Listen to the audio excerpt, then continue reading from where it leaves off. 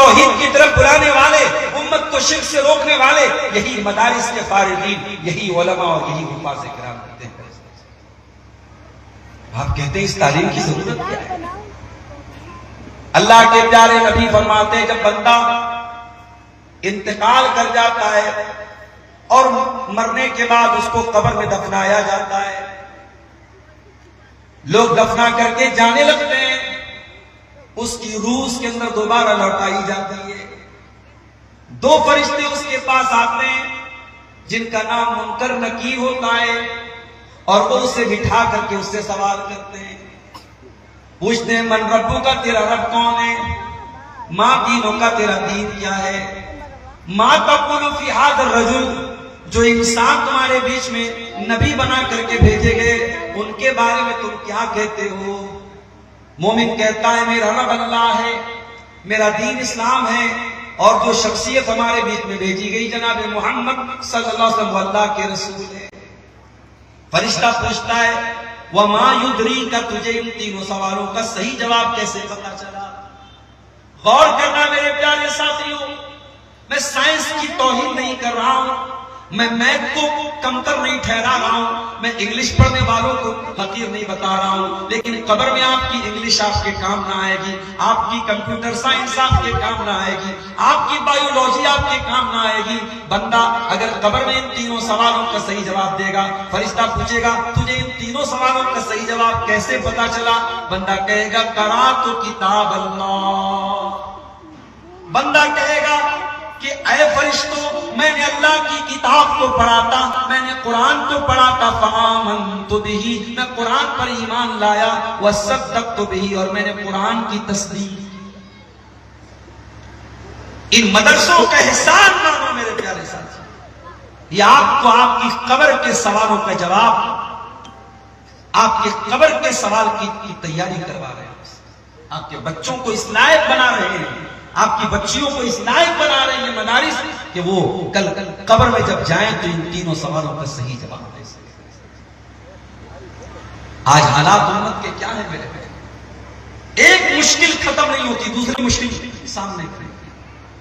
ابھی کرنٹ میں ہمارے ملک میں جو ایک حادثہ ہوا، ایک واقعہ ہوا، ایک دہشت گردانہ کارروائی ہوئی، کس نے کیا، کون ذمہ دار ہے، اس کے پیچھے کیا سازش ہے، یہ سب چھوڑ دو، سزا کون بھگت رہا ہے؟ پورے ملک کا مسلمان خوف کے سائے میں زندگی گزار رہا ہے۔ باقاعدہ ویڈیو جاری کر کے کہا جا رہا ہے، مسلمان کا نام پوچھ کر کے اس کو مارا جا رہا ہے، داڑھی اور کرتے کے ساتھ سفر کرنا ٹرینوں میں اور بسوں میں مشکل ہو رہا ہے۔ یہ حالات کی مدد کیوں بد سے بدتر ہو رہے ہیں؟ آئیے قرآن سے اس سوال کا جواب پوچھتے ہیں۔ اللہ تعالیٰ سورہ رعد کی آیت نمبر 11 میں فرماتا ہے ان اللہ لا یغیر ما بقوم حتی یغیروا ما بانفسہم، اللہ تعالیٰ کسی قوم کی حالت کو تب تک نہیں بدلتا ہے جب تک اس قوم کے لوگ اپنی کرتوتیں نہ بدل لیں۔ جب کوئی قوم اپنے کرتوت بدل لے، اپنے اعمال بدل لے، اللہ تعالیٰ اس کے حالات بھی بدل دیتا ہے۔ وَإِذَا أَرَادَ اللَّهُ بِقَوْمٍ سُوءًا فَلَا مَرَدَّ لَهُ، اور جب اللہ تعالیٰ کسی قوم کے ساتھ برائی کا ارادہ کرے، کسی قوم کو تباہ کرنے کا ارادہ کرے، کسی قوم کو برباد کرنے کا ارادہ کرے، فَلَا مَرَدَّ لَهُ، تو پھر اللہ تعالیٰ کے ارادے کو کوئی پھیرنے والا نہیں ہے، کوئی لوٹانے والا نہیں ہے۔ وَمَا لَهُم مِّن دُونِهِ مِن وَالٍ، اور اللہ کے مقابلے میں کوئی اس قوم کے کام آنے والا نہیں ہے۔ کبھی آپ نے غور کیا کیوں دن بدن ہماری عزت ذلت میں تبدیل ہوئی؟ ہماری پستی کے ایام کیوں نہیں ختم ہو رہے؟ حضرت عمر کا ایک جملہ یاد کر لیجئے میرے گھر۔ حضرت عمر کہا کرتے تھے کننا اذل امتی، ہم دنیا میں سب سے ذلیل لوگ تھے، ہم سے زیادہ ذلیل دنیا میں کوئی نہیں تھا۔ فَأَعْزَنَ اللَّهُ بِالْإِسْلَامِ، اللہ تعالیٰ نے ہم کو اسلام کے ذریعے عزت دی۔ وَمَهْمَا ابْتَغَيْنَا الْعِزَّةَ فِي غَيْرِهِ أَذَلَّنَا اللَّهُ، اور جب جب ہم اسلام کو چھوڑ کر کے کسی اور چیز کے ذریعے عزت پانا چاہیں گے، اللہ ہم کو اور ذلیل کرے گا۔ او میری پیاری ماں بہنوں، آپ چاہوں گا حضرت عمر کا یہ جملہ آپ کے اوپر بھی اپلائی ہوتا ہے. حضرت عمر کہتے ہیں اللہ تعالیٰ نے اسلام کے ذریعے ہم کو عزت دی تھی.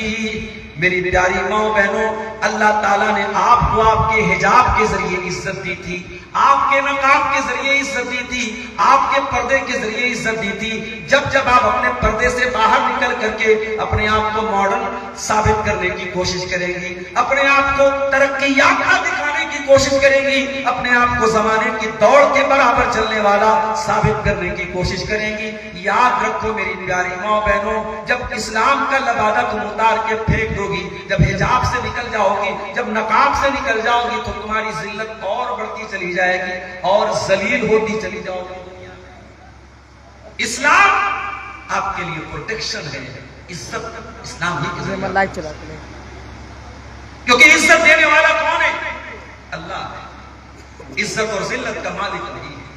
قل اللہم مالک الملک تؤتی الملک من تشاء وتنزع الملک ممن تشاء وتعز من تشاء وتذل من تشاء.